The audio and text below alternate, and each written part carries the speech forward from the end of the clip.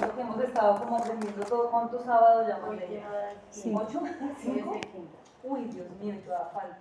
No creo que alcancemos hoy a terminar, pero bueno. Yo les decía la semana pasada que la primera vez que este nombre se conoce de una manera directa en la palabra de Dios es en 1 de Samuel, capítulo 1, versículo 13, cuando se habla de que este señor que llamado Elcana va con su familia a ofrecer sacrificio. Dice que él prepara una ofrenda especial para llevarla a la casa de Dios y habla que la ofrenda que él le va a entregar la va a entregar al Señor de los ejércitos. Es la primera vez. Pero este nombre es usado varias veces en la Biblia, tanto en el Antiguo Testamento como en el Nuevo Testamento de una manera diferente, pero con el mismo significado. Yo veía que, hablando de los profetas que estudiamos ahora en la Academia de Teología, Isaías fue un hombre que usó este nombre. Jeremías, Zacarías fueron todos los profetas, pero de todos los profetas, estos 3 profetas fueron como los que más usaron el nombre de Jehová de los ejércitos o el Señor de los ejércitos. Isaías lo nombra 60 veces. Isaías 60. Jeremías lo nombra 77 veces. Zacarías lo nombra 53 veces. Es decir, era un nombre demasiado usado, o era un nombre demasiado invocado por los profetas en la antigüedad. Cuando hablamos, o sea, cuando yo me detengo a mirar estos 3 profetas, estamos hablando de gente que conoció de plano lo que es la guerra. Ellos conocieron de plano lo que es vivir en una nación con conflictos, con una moral perseguida, con un menosprecio abierto hacia Dios y hacia las costumbres y las tradiciones y los mandatos del Señor. Cuando hablamos de estos 3 profetas, estamos hablando de gente que le tocó muchas veces estar en el frente del cañón, como se dice, teniendo que sobrellevar la pesadez de un pueblo que era demasiado, pero es que en extremo eran rebeldes. Yo quiero que vamos a ir a Romanos. Johncito, vamos a saltarnos Mateo, porque el Señor nos está guiando a hablar de estas cosas. Vamos a ir primero a Romanos capítulo 8, verso 31 hasta el 32. 2 versos, voy a leerlo en la Nueva Traducción Viviente. Me dicen por favor cuando ya lo encuentren. Vamos a leer capítulo 8 de Romanos, verso 31 y verso 32, Nueva Traducción Viviente. ¿Listo? Amén. ¿Ya está? Creo que Diosito nos puso ya así. ¿Sí? ¿Qué podemos decir acerca de cosas tan maravillosas como estas? Si Dios está a favor de nosotros, ¿quién podrá ponerse en nuestra contra? Si Dios no se guardó ni a su propio Hijo, sino que lo entregó por todos nosotros, ¿no nos dará también todo lo demás? Esto lo habla el apóstol a la iglesia en Roma. Cuando hablo de que la primera vez que sale a la luz o entra en escena el nombre de Dios de los ejércitos, está unido a una ofrenda que una familia le está entregando a Dios y al Dios de los ejércitos. En el libro de Romanos nos está hablando del Dios de los ejércitos que está en favor de nosotros y dice, porque ambas cosas se relacionan, ambas cosas están relacionadas. El nombre de Dios de los ejércitos se relaciona al pueblo que le ofrenda al Señor su vida en primer lugar y que le da una ofrenda de adoración, pero también está relacionado al Dios que pelea para defendernos y que juntamente con su defensa nos entrega también todo, absolutamente lo que nosotros necesitamos para estar en paz. Cuando hablo de todo lo que necesitamos para estar en paz, no se puede limitar esto a términos exclusivamente materiales y físicos, económicos. Esto es sí en sí, y tengo que decirlo abiertamente, sí es importante y es una parte, pero no es el todo de lo que Dios ha decidido entregarnos a nosotros para que podamos tener paz, para que podamos sentir la protección y la defensa de Dios. No solamente es en el plano económico, aunque el plano o la parte económica es parte de lo que Dios hace cuando defiende al pueblo, ¿sí? Por eso está tan ligado la parte de Jehová de los ejércitos a lo que es la ofrenda. No quiero como entrar ahorita en este punto porque quiero que vayamos a mirar algo que dice acá, y es que dice que si Dios está a favor de nosotros, ¿quién puede estar en contra nuestra? Lo dice claramente acá. Amén. Esto tiene que ver como cuando en la antigüedad el pueblo salía a las batallas y decían los enemigos del pueblo, Dios, el Dios de ellos, es el Dios de los dioses de la tierra, y vino al campo de batalla, vino a la pelea, y esto generaba temor en los enemigos del pueblo, porque el nombre de Dios era conocido por precisamente pelear en contra de los adversarios del pueblo para defender su pueblo. Amén. Esto está directamente ligado. Pero también vemos nosotros en varios casos en la Biblia cuando se habla directamente de que hay un Dios que ha rechazado al pueblo y que ya no sale a pelear con los ejércitos de él. Ahora, ¿por qué? Esto tiene que ver con el libro de Malaquías. Yo creo que ustedes llegan al punto, o han leído Malaquías, y mucha gente llega al libro de Malaquías con ganas de que se termine Malaquías para entrar de plano en Mateo, porque son vecinos, están cerca. Malaquías habla demasiadas cosas profundas. Malaquías habla en algún caso sobre pruébenme en esto. ¿Se acuerdan? Y eso no lo digo yo, eso lo dice la palabra. Muchas personas dicen, pero ¿por qué si vamos a hablar de Dios que pelea por nosotros tenemos que hablar de ofrendas?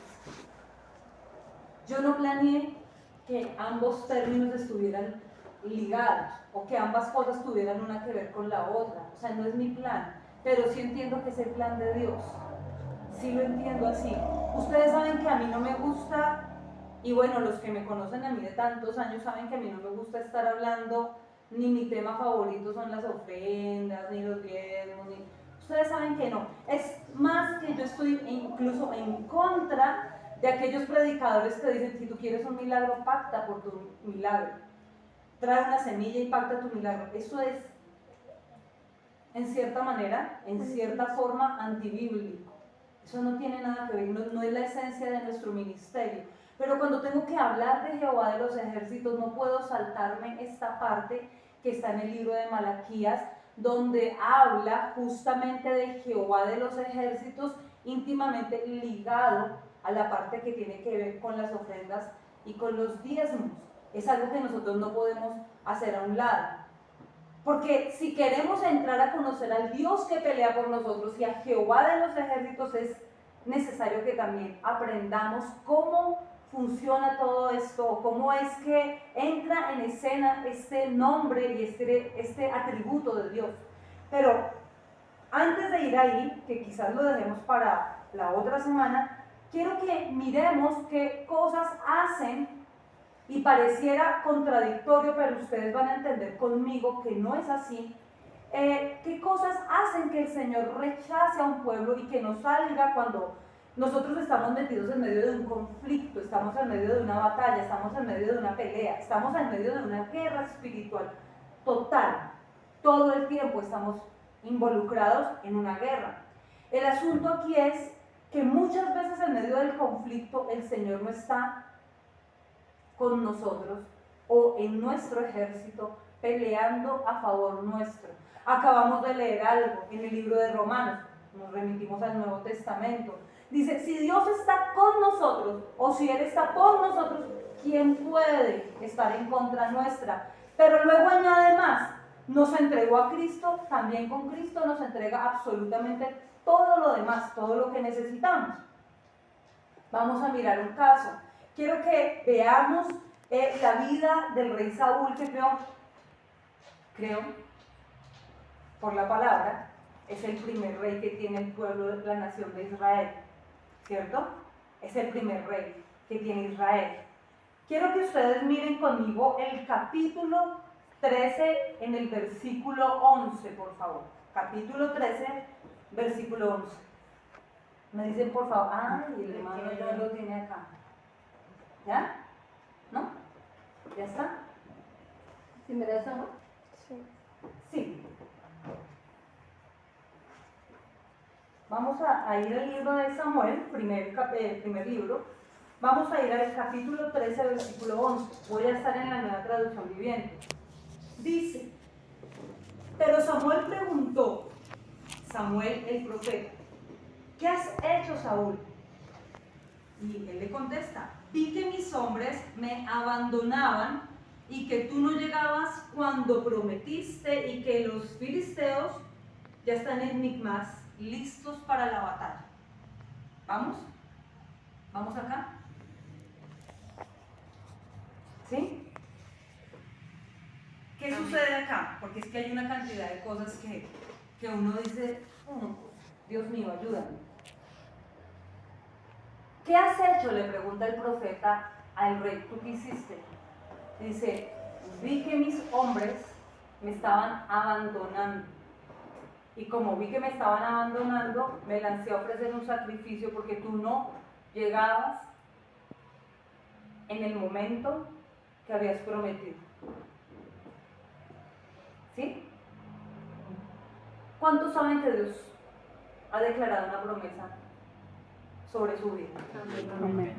Yo creo que aquí todos sabemos que Dios ha puesto una promesa y que fiel es aquel que hizo la promesa. Amén.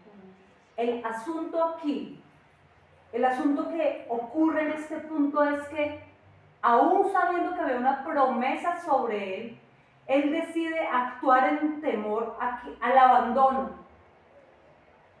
Y cuando él se ve atemorizado porque se siente abandonado por un grupo de personas, empieza a actuar alocadamente.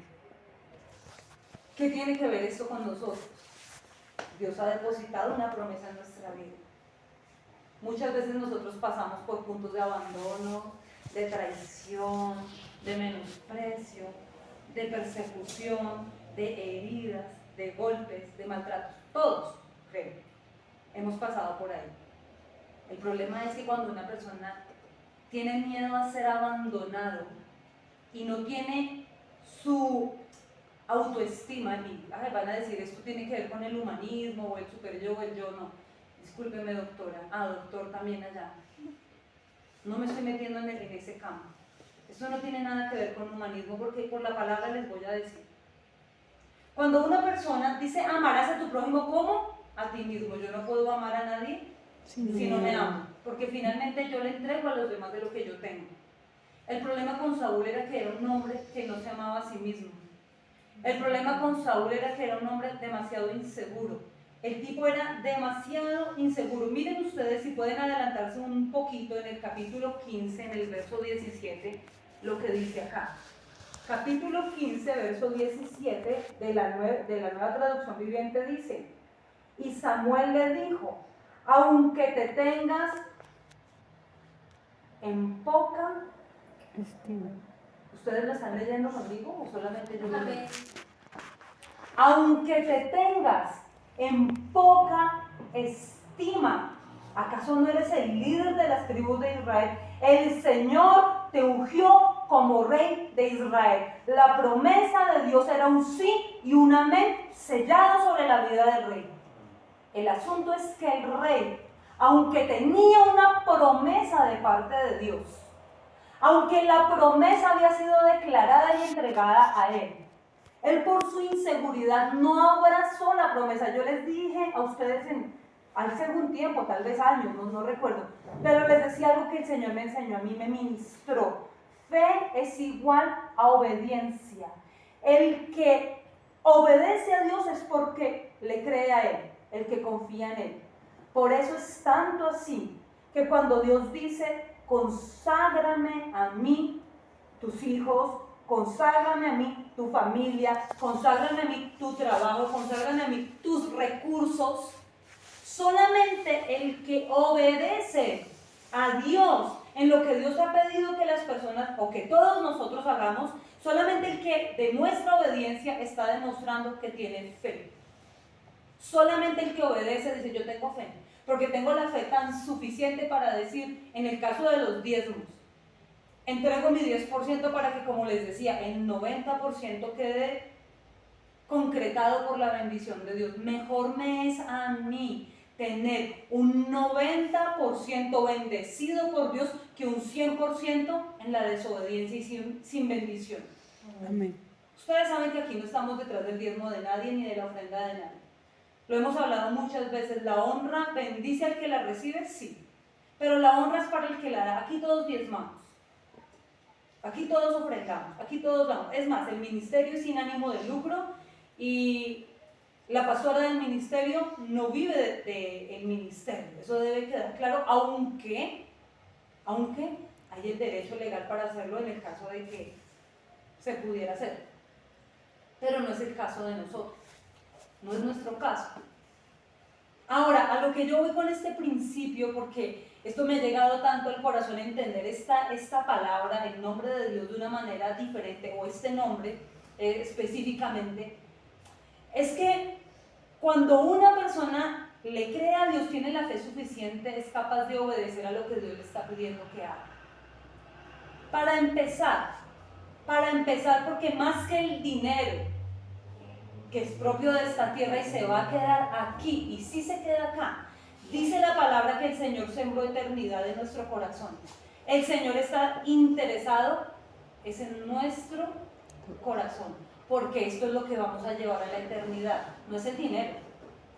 Las cosas de esta tierra se quedan acá y están destinadas a la destrucción. O díganme quién se va a llevar un edificio, un carro, una llanta, un ring de lujo, un equipo de sonido del carro que le metieron, que la tapicería, lo que sea, la pintura, el estuco de la casa. ¿Quién va a agarrar eso a la eternidad y lo va a cargar al hombre? Nadie. Pero sí o sí, cada uno va a llevar a la eternidad la comunión que haya tenido con Dios. Si es así, para salvación. Y si no fue así, para condenación eterna. Entonces, fe es igual a obediencia. Aquel que tiene fe es capaz de obedecer a Dios. Y aquel que tiene fe y es obediente, cuenta con la gracia. Escuchen esto.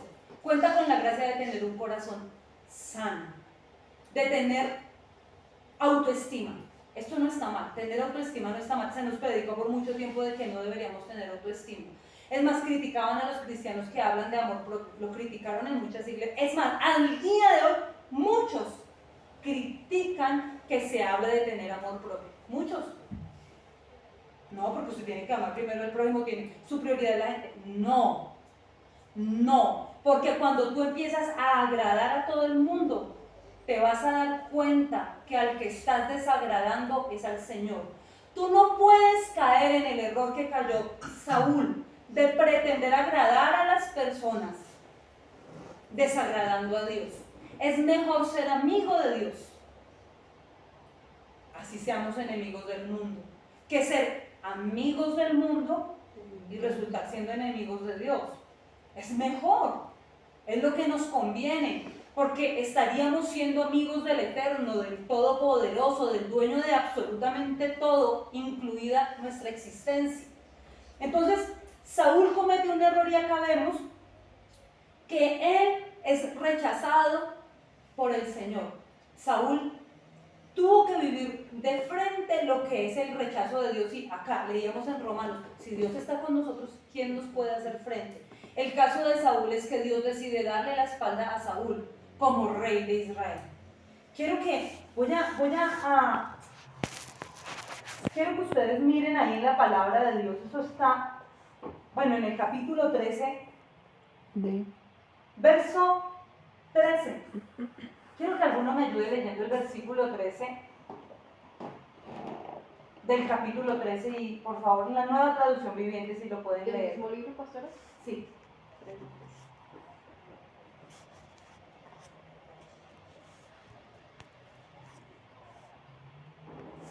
Amén. Amén. Primera de Samuel 3:13. Ajá. Qué tontería, exclamó Samuel. No obedeciste al mandato que te dio el Señor tu Dios. Si lo hubieras obedecido, el Señor habría establecido tu reinado sobre Israel para siempre. Acá el profeta llega a confrontar al rey. El asunto, lo que vemos en el capítulo 13, en el 14 y en el 15 es lo siguiente. En el que leímos en primer lugar decía, tenía miedo porque el pueblo mis hombres me estaban abandonando y como tú no cumplías, o sea, no llegabas en el día que prometiste, yo me apresuré a hacer esto. Cuando hay desconfianza, la autoestima, o cuando hay desconfianza en Dios, la autoestima de una persona es fuertemente herida y golpeada.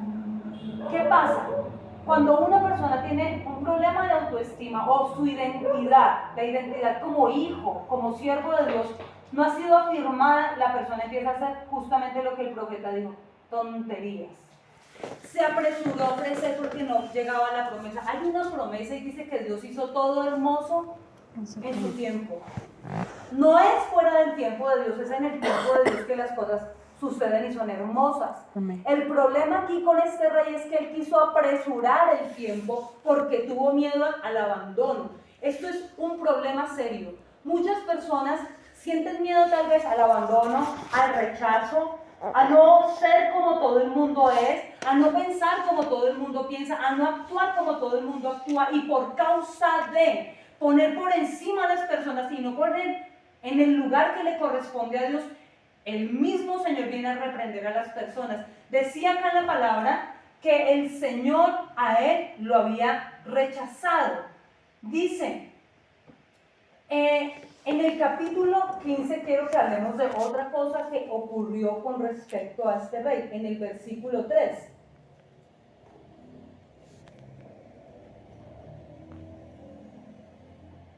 ¿Del mismo capítulo?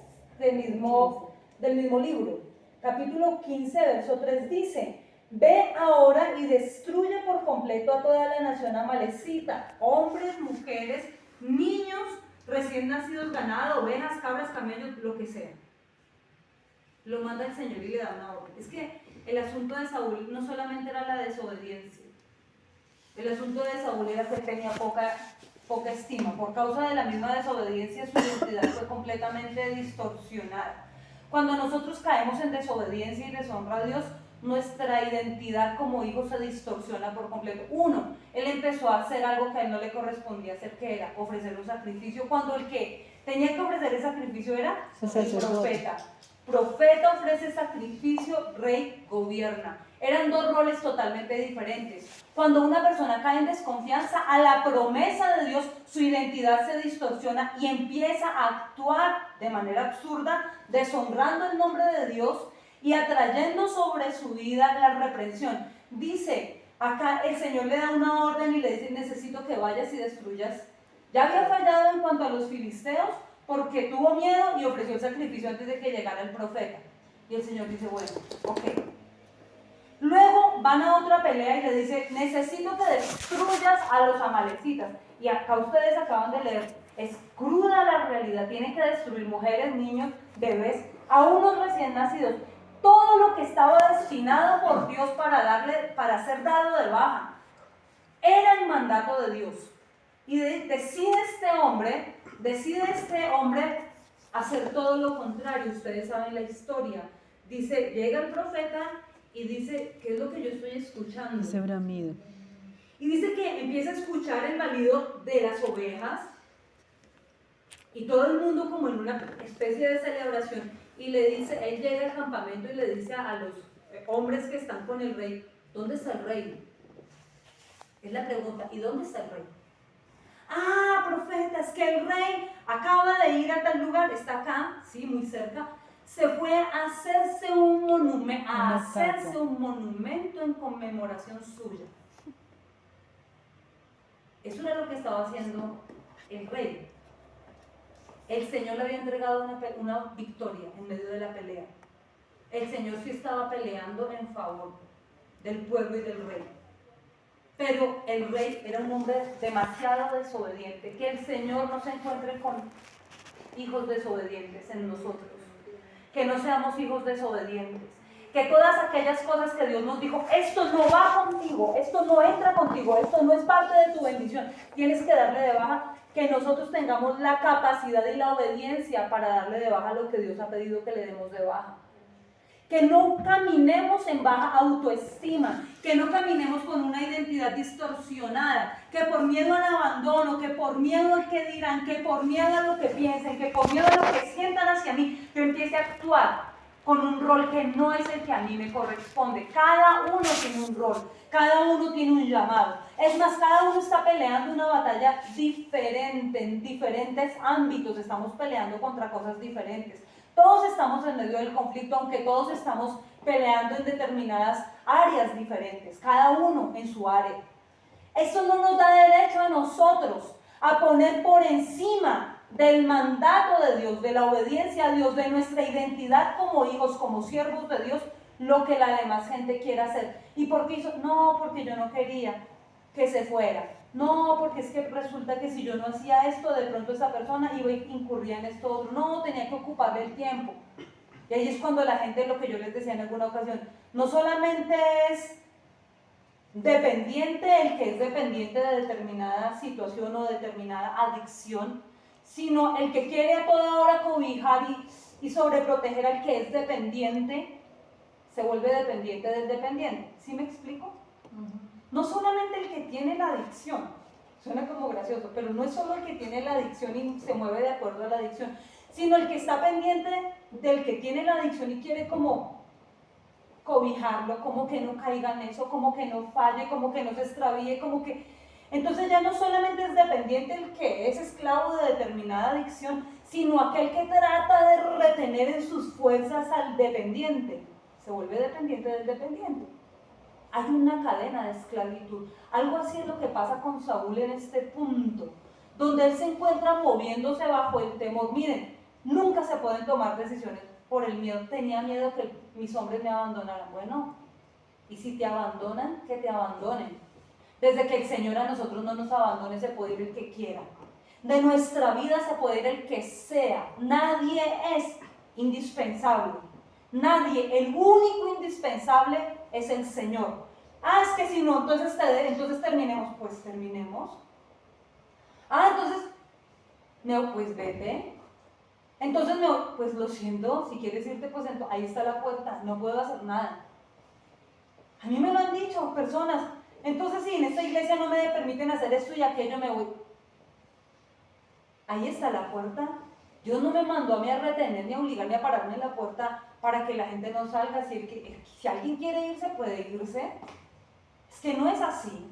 Uno no puede ligar su alma en una dependencia almática a una persona, porque nosotros no estamos llamados a depender de Dios, a depender de hombres, sino a depender de Dios. No podemos estar en dependencia almática de nadie. Y Saúl era un dependiente porque su identidad como rey estaba distorsionada. Es tanto así que el profeta con autoridad lo confronta y le dice: tú te tienes en poca estima, tú tienes baja autoestima, y como tu estima es tan baja, tú le temes al abandono.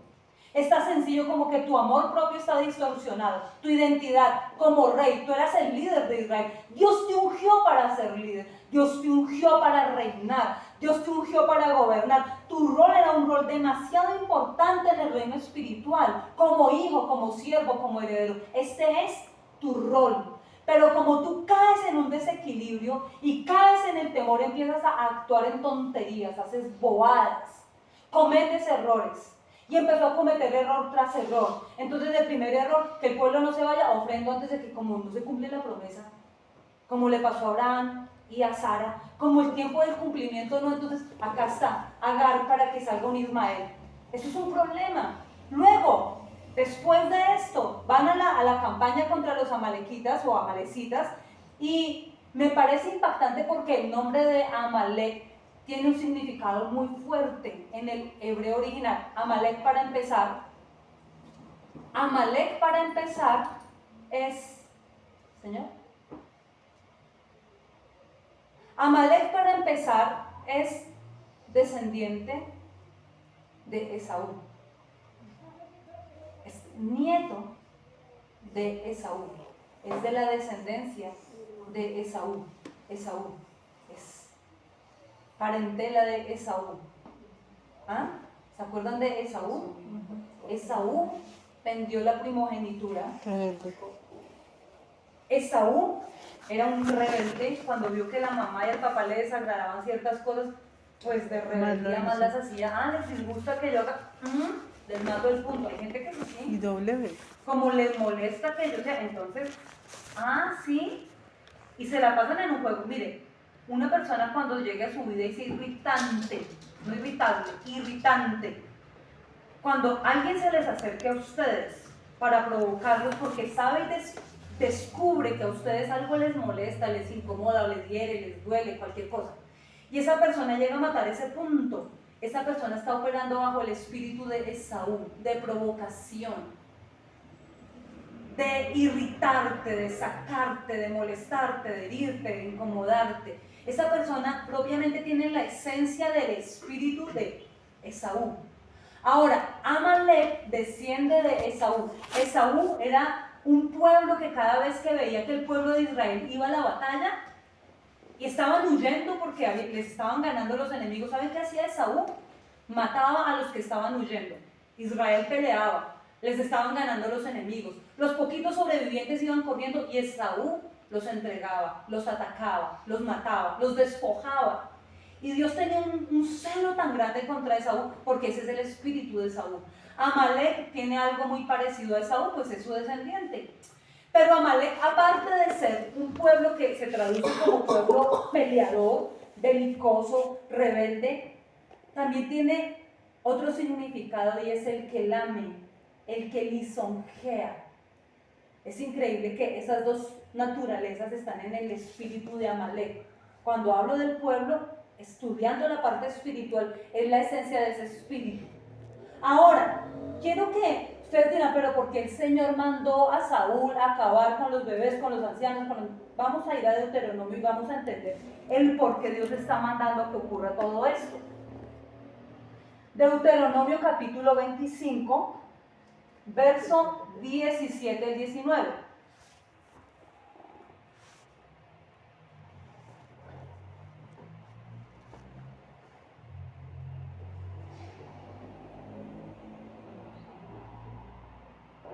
¿Me dicen? ¿Lo tienen? Amén. Nunca te olvides, Deuteronomio capítulo 25, verso 17 al 19. Nunca te olvides de los amalecitas. Nunca te olvides que los amalecitas te hicieron cuando salías de Egipto. Te atacaron cuando estabas Cansado y agotado. ¿Cuando estabas qué? Cansado y agotado. ¿Cuando estabas qué? Cansado y agotado.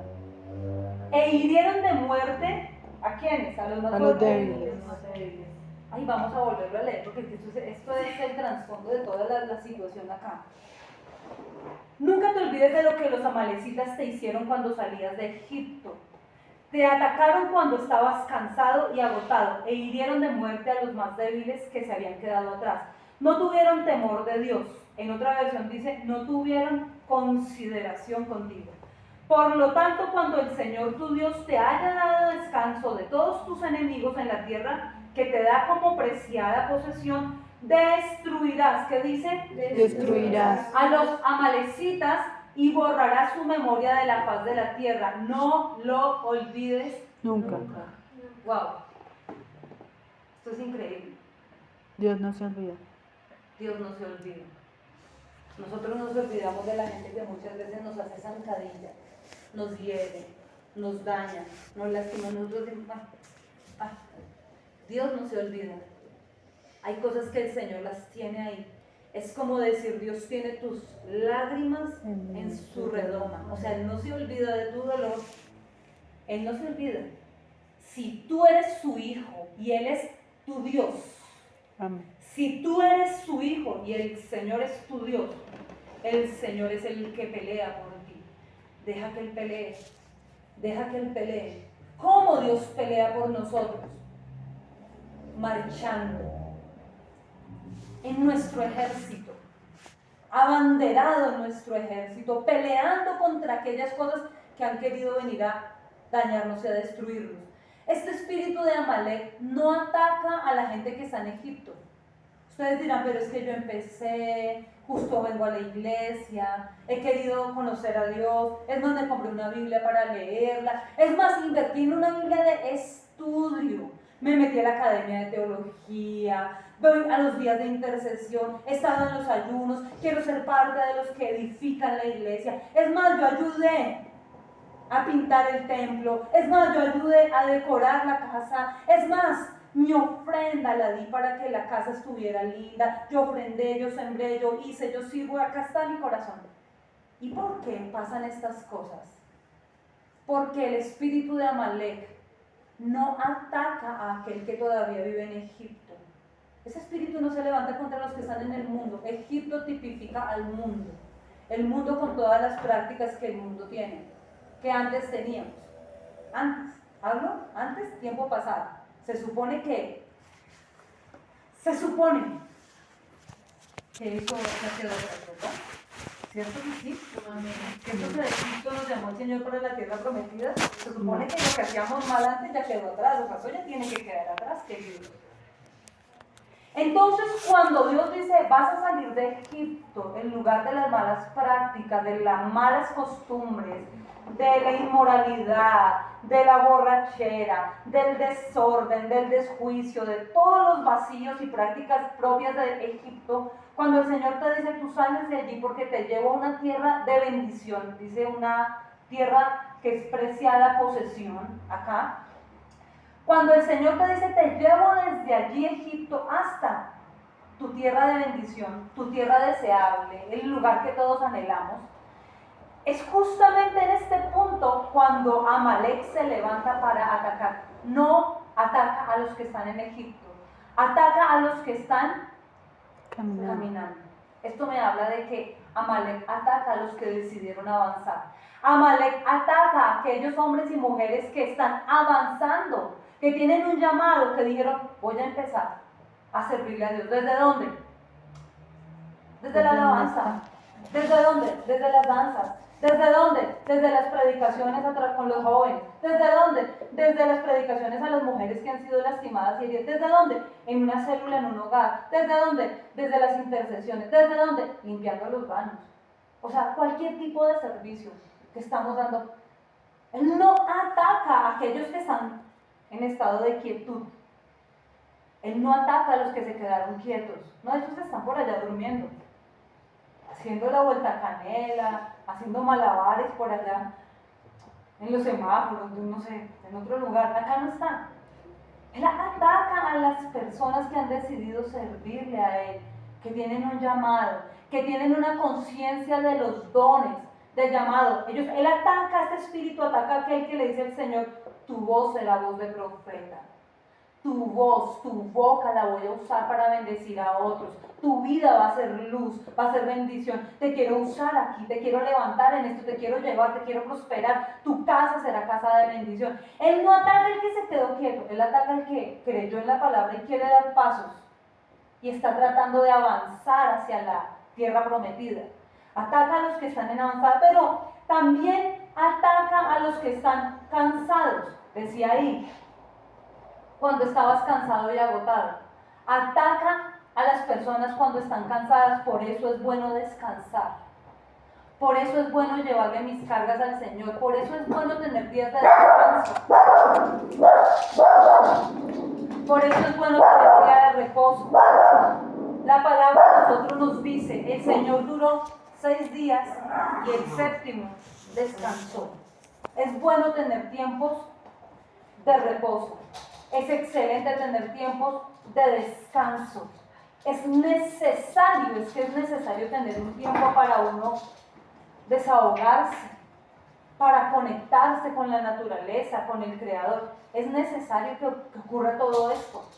Es importante que cuando pasamos por tanta desierto, lugar de desierto, de prueba, es necesario que volvamos a la fuente. Es necesario que todo esto ocurra, porque tengan por seguro que Amalek siempre va a atacarte a ti cuando te sientes fatigado, cuando te sientes agotado. Tú arrancaste pero en el arrancar y el caminar vienen ataques, vienen pruebas y tú te sientes agotado. Y en el momento que tú te sientes fatigado, Amalek quiere atacarte a ti para impedir que tú llegues a la tierra prometida, para impedir. ¿Qué busca este espíritu? Estancarte. Estancar, impedir tu avance. Dios te dijo, voy a bendecirte, voy a levantarte, no tengas temor, voy contigo. Y Amalek busca desalentarte, cansarte, fatigarte aún más. ¿Cómo cansa? Poniendo más carga, más preocupación, más deudas, más trabajo, qué sé yo. Hay cargas que tú debes llevar, obvio, ¿sí? La carga laboral es tuya, tú tienes que cumplir un horario, tienes que hacer un trabajo, tienes que hacerlo. Dios te dio estas manos para que seas honesto y te ganes el pan con honestidad. Pero hay otras cosas que tú no puedes hacer, que solamente las debe hacer y las puede hacer el Señor. No estés tú haciendo cosas que solamente Dios puede hacer. ¿Cómo? ¿Qué puede hacer Dios? Dios es el que produce el querer como el hacer. Deja. Hay cosas que tú no puedes hacer. ¿Cómo? Intervenir en la voluntad de otros. ¿Cómo? Transformar la manera de pensar a otros. No, tú no puedes. Tú haz tu parte y que Dios se encargue de hacer la parte que solo Él puede hacer y que a Él le corresponde. Ataca a los cansados, ataca por la espalda, porque dice la palabra que Él atacó a los que se habían quedado rezagados en el camino. Dice que atacó a los más débiles y los atacó para matarlos. Es decir, mató a los débiles. ¿Qué busca el cansancio de Satanás, Miriam? ¿Qué buscan los ataques del enemigo? Que tú te fatigues, que tú te sientas agobiado, que tú ya te sientas tan fatigado, que no tengas ni siquiera cómo defenderte, que no quieras ni pelear, que te des por vencido, que te rindas. Y en ese punto el ladrón vino para robar, para matar y para destruir. Por eso es que vienen tantas situaciones, por eso es que vienen tantas cosas adversas y contrarias a nuestra vida, tantos pensamientos, tantos dardos que el enemigo lanza con miedo, con fatiga, con agotamiento. Todos esos dardos que el enemigo lanza justamente es para que el ánimo de una persona se agote, para que se canse, para que la gente diga, ay, yo ya creo que me resigno a vivir así, creo que me va a tocar vivir el resto de mi vida, va a ser así, como que ya me tocó vivir, esta es mi realidad y creo que ya nada la va a cambiar y como que voy a finalizar mis últimos años. No, espérate, ese es un pensamiento que justamente el espíritu y la esencia de Amalek lanza contra tu vida. Si tú no estás donde Dios dijo que tú ibas a estar, si a plenitud la promesa no se ha cumplido, es porque todavía el Señor contigo no ha terminado. Este no es el final. Amén. Este no es el fin. O sea, no estamos viendo a plenitud las bendiciones y no las estamos. Bueno, este no es el fin. El Señor ha dicho que vamos para tierra de bendición. Amén. El Señor ha prometido y el Señor no descansó hasta llevar su pueblo a tierra de bendición. Lo vimos en la palabra. Ahora, nosotros tenemos que entender aquí algo. Y es que cuando este espíritu ataca, no solamente quiere retrasar o estancar tu avance. Él quiere que te quedes tendido sin recibir la promesa. ¿Qué hace el enemigo? Lanza distracciones. Entonces puede levantar un amigo, una amiga, un programa, una serie, una enfermedad, un problema, un proceso, cualquier tipo de tempestad para distraer a la persona y sacarla del propósito de Dios, para sacarla del avance a la tierra de bendición. Este espíritu es demasiado astuto y no se cansa. Este espíritu no se fatiga, tira cansancio a quienes oprime, pero él no se cansa, él no se fatiga, él se fortalece en la medida que tú te debilitas. Es decir, cuando tú te cansas, él se hace más fuerte. Así es de que no le des poder a este espíritu para que te gobierne. Así es de que no le des autorización ni legalidad para que se haga más fuerte. Dice la palabra del Señor. El gozo del Señor es mi fuerza. Mi fuerza. Mi fortaleza. Ahora, ¿cómo te das cuenta tú que estás avanzando? Porque hay dardos que el enemigo te tiró antes que te desplomaron. ¿Cierto? Sí. Pero tú te das cuenta que tú has crecido y que estás avanzando cuando esos mismos dardos vienen a tu vida y ya no duele. Antes tú te tirabas a lona y llorabas por eso que me hicieron, pasó esto y yo no puedo. Pero después del tiempo te tiran ese dardo y tú, esto no me afecta. y esto ni me mueve. Ay, ok, ya. Llámale, cálmate. Entonces, ¿qué busca hacer él? Te tira otro dardo, aún a veces más fuerte, porque lo que quiere es truncar, estancar tu paso a la tierra de bendición. Es lo que él quiere hacer, estancar, limitar tu avance. Y ahí es donde tú tienes que decir, bueno, los dardos que vencí antes, los logré vencer, ya esos no me afectan, pero tampoco esto nuevo que el enemigo me está lanzando me puede detener en el camino. Tú sí o sí diste el primer paso, ¿no es así? Amén. Tú diste el primer paso.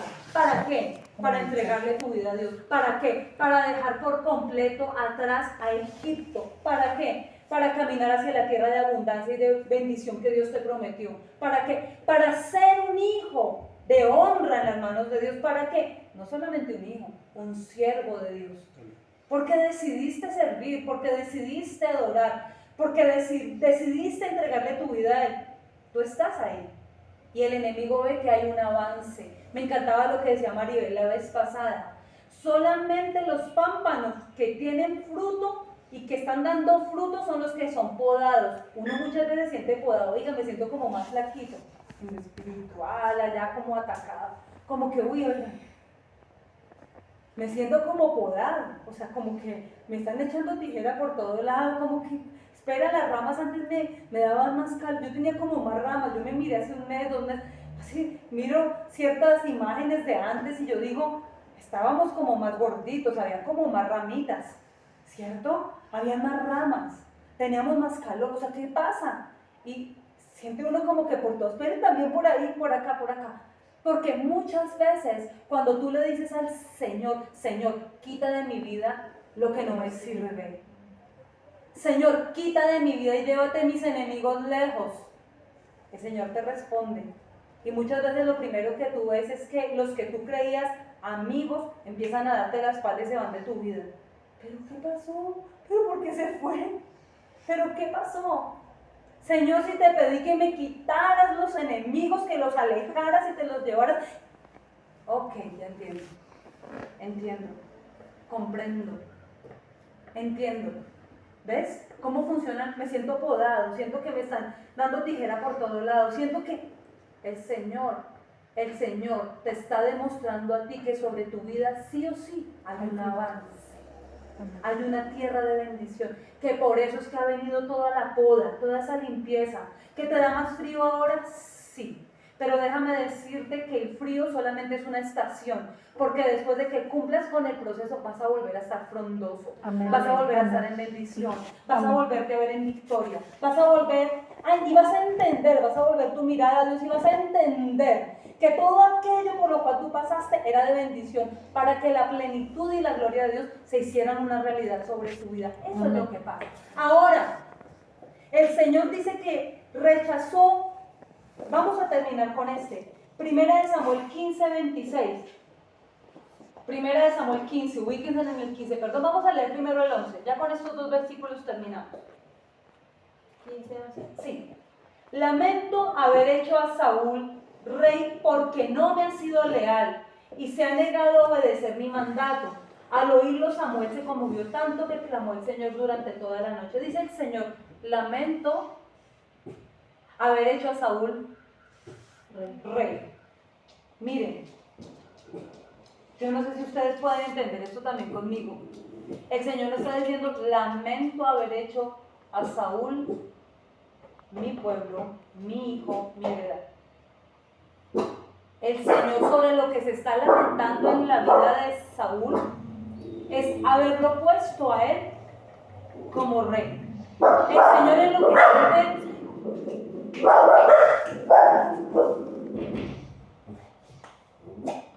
A ver, volvamos acá. El Señor es lo que siente dolor en su corazón, es haber puesto a Saúl en un rol que él no está desempeñando a cabalidad. Pero al Señor no le pesa haber creado a Saúl, es decir, aún hay oportunidad para Saúl. Es decir, si Saúl se arrepiente en gemir y dolor delante de Dios, conociendo a Dios como lo conozco, con lo poquito que conozco a Dios, porque son solamente 30 años de mi vida conociendo, es muy poquito para todo lo que es Dios. Con lo poco que yo llevo conociendo a Dios, yo podría garantizarles a todos ustedes lo siguiente. Y es que si Saúl, el rey, se arrepiente y se humilla delante de Dios, Dios lo perdona y lo restaura. Estoy Amén. completamente segura. Así es. Pero Saúl cada día iba peor, ¿saben? Saúl iba de mal en peor. Saúl iba de mal en peor. Saúl iba en decadencia espiritual. Saúl no entendió que al Señor le estaba doliendo haberlo dado a él como rey del pueblo. Eso era el dolor de Dios. Y fíjense lo que dice en el versículo 26. Dice Samuel, el profeta, le responde: no volveré contigo, ya que tú rechazaste el mandato del Señor. Él te ha rechazado como rey de Israel. Tú rechazaste la voz de Dios. Dios le dijo: espera al profeta, en el caso de los filisteos, para darle sacrificio. En el caso de los amalecitas, Dios le dijo: Acabe con todo. acaba con todo. Le había dado 2 órdenes y él siempre andaba desobedeciendo. Y en medio de su desobediencia, tenía una baja autoestima, y en medio de su desobediencia, en su baja autoestima, se levantó un monumento para él. O sea, es que la vida de Saúl es bien impresionante. ¿Sí? Hace un monumento para que todo el mundo le dé gloria a su monumento. Hace una imagen de él que no es él porque tiene una baja autoestima. Está demostrando algo que ni siquiera es él. En este punto nosotros tenemos que concluir aquí en algo, y es lo siguiente. La Biblia muchas veces habla y dice: Señor, tú no sales ya con nuestros ejércitos. Nos has rechazado, que ya no peleas. Hay muchos versículos, sobre todo en el libro de los Salmos, donde dice: el Señor ha rechazado a nuestro ejército, ya no pelea en favor nuestro. Acá dice el Señor la razón por la cual Él puede rechazarnos y no pelear a favor nuestro. Y la razón es por causa de la desobediencia. Cuando hay desobediencia, cuando tú no le obedeces, cuando no le obedecemos en lo que Él nos ha pedido que hagamos, cuando rechazamos la voz de Dios, cuando lo rechazamos a Él, el Señor también nos rechaza a nosotros. La gente muchas veces cree que rechaza la voz de Dios, que rechaza el servicio a Dios, que rechaza a Dios y que todo va a seguir como si nada. Así no funciona, porque Dios rechaza a aquel que lo rechaza a Él. El Señor es Dios y Él no necesita nada de ninguno de nosotros. Él sigue siendo Dios y Él sigue siendo Rey.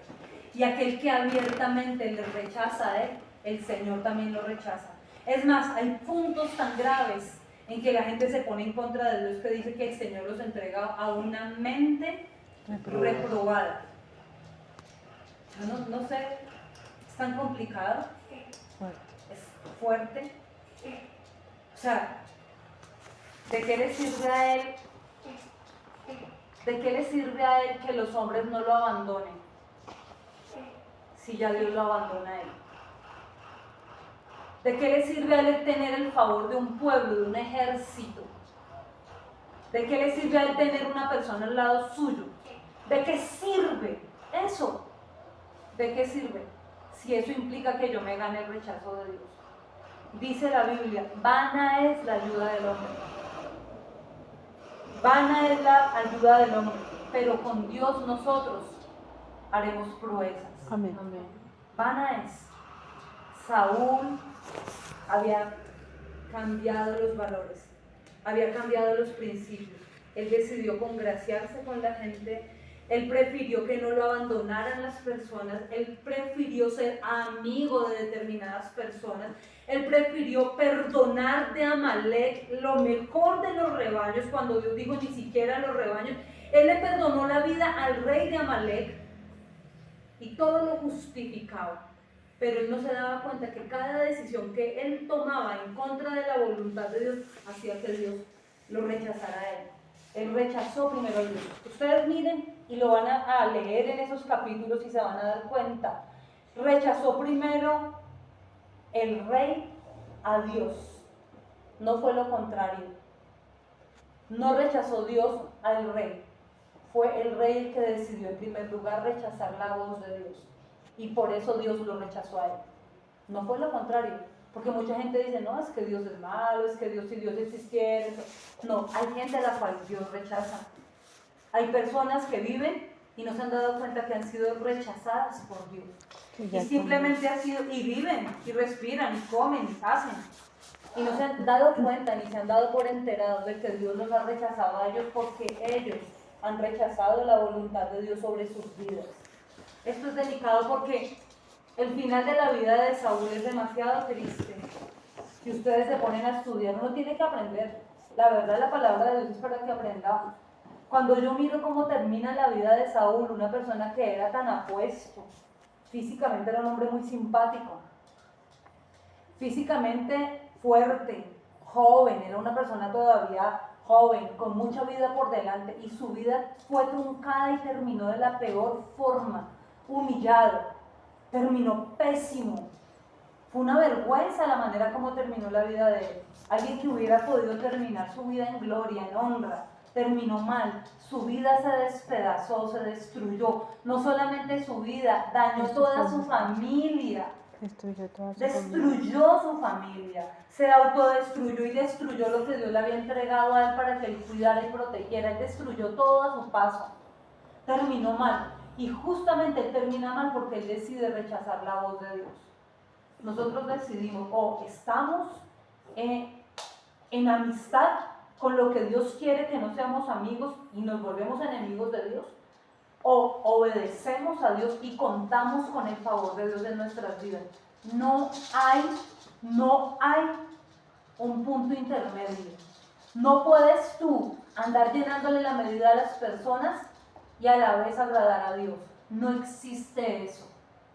No hay un punto intermedio, no hay un punto medio donde tú puedas agradar tu carne, lo que tu carne pide, lo que tu carne quiere. No puede existir eso. No existe. El ser amigo de ti mismo, el agradar tu carne, el agradar a otros y desagradar a Dios no existe. O tú agradas a Dios aunque a ti te cueste, a tu carne le cuesten lágrimas, aunque a tu carne le cueste la comodidad, salir de la zona de confort.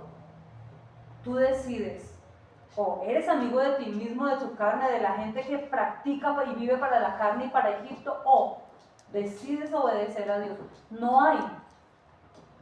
Hoy es el día de decidir. No hay un punto medio. Tú tienes que tomar tu decisión. Hoy tienes que tomar. Tú no te puedes ir de acá sin que tú decidas qué es lo que vas a hacer, porque te estás jugando el futuro de tu vida. Tú no puedes estar acá y tener el corazón en Egipto. Tú no puedes estar acá diciendo que eres ungido por Dios y pretender llenarle la medida y la amistad con otros. Tú no puedes, o sea, las dos cosas no funcionan. O sea, no existen las dos cosas.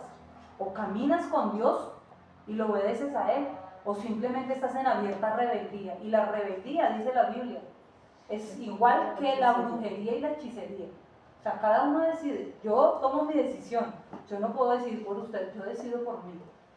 Esta decisión la tomé hace mucho tiempo atrás y les voy a decir algo. Esto para mí no ha sido fácil. O sea, yo les abro mi corazón. ¿Ustedes creen que es fácil? No, no ha sido fácil. Porque han sido años de negarme a muchas cosas. Yo veía las fotos que me empezaron a mandar para mirar todo lo que en estos poquitos últimos años. Pero yo le decía, oye Señor, yo no he dejado de estar contigo, de servirte. O sea, son años. Sí, son años. Son años. Años. Son 3 décadas. Que los niños pequeñitos Yo ya me pongo están a así, mirar están más mi altos vida que y yo yo. digo, Señor, esto ha sido, y yo les digo, ¿ustedes creen? Muchas de esas fotos ni siquiera, ninguno de ustedes saben cómo mi corazón llegaba. No ha sido fácil, pero yo tomé mi decisión y vuelvo y les digo, esto es vencer o morir.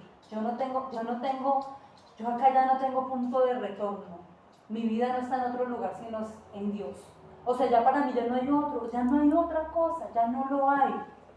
Y yo no soy una persona vieja, ni soy anciana, ni tengo delirio de otra edad que no tenga. Vivo mi edad y la vivo con dignidad. La vivo con dignidad. Porque muchas veces, no, es que la gente anciana, pues ya no le queda otra que ir a meterse en una iglesia a lamer ladrillos. ya vivió, ya no puede hacer nada. No, yo les digo, si uno quisiera en este punto de su vida, en la mitad de su vida, ir a echarse a perder, lo puede hacer. No tengo delirio de quinceañera porque obviamente por ahí ya pasamos hace algún tiempito. ¿Sí? Pero tampoco tengo una vejez prematura, o sea, yo sé en qué punto estoy y yo sé que mi vida es para Él. Por favor, apelo a su conciencia, que cada uno de ustedes hoy pueda tomar la decisión correcta. Rompan la reversa. Esto no es como en los cambios de los carros. Me equivoqué, mejor rompan en la reversa a esto. Que ya no haya un punto de retorno. No hay mejor lugar que estar en las manos de Dios. Amén. Amén. Amén. Déjenme orar por ustedes, ya no los molesto más. Sé que me extendió y me fui más de mi corazón.